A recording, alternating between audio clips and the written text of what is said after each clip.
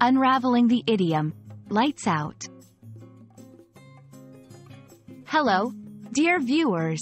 Today, we're going to delve into a common English phrase that often confuses language learners. Lights out. It's a phrase you might hear in daily conversation, movies, or even read in books. But what does it actually mean? By the end of this video, you'll not only understand its meaning and origin but also how to use it in different contexts.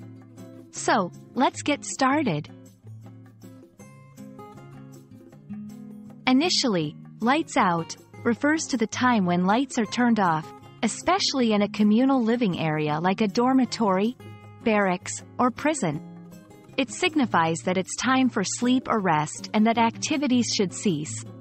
The term is rooted in routine and discipline, often associated with schedules where strict adherence to rules is expected.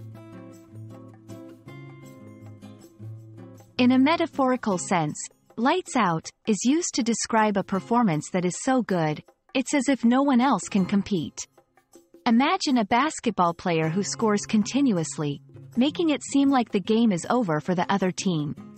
This usage can apply to any situation where someone is performing at an exceptionally high level, effectively ending the competition. Beyond the literal and sports contexts, lights out can also be a figurative way to say that something is coming to an end.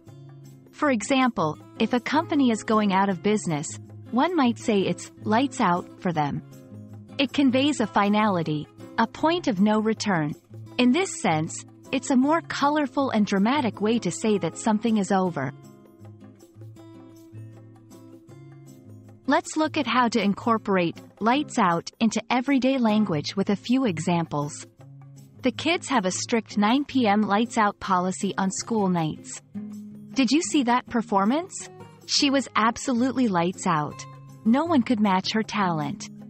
After the scandal, it was lights out for the politician's career.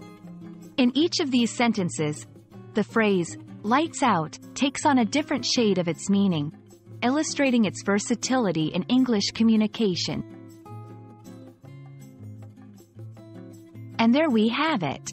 Lights out can refer to the literal turning off of lights, an outstanding performance, or the end of something. I hope this explanation illuminates the various uses of the phrase and helps you feel more confident in using it. Remember, English is full of such idiomatic expressions that add color and nuance to our conversations. Keep learning, and soon you'll be having your own lights out moments in English proficiency. Thank you for watching, and we'll see you in the next video.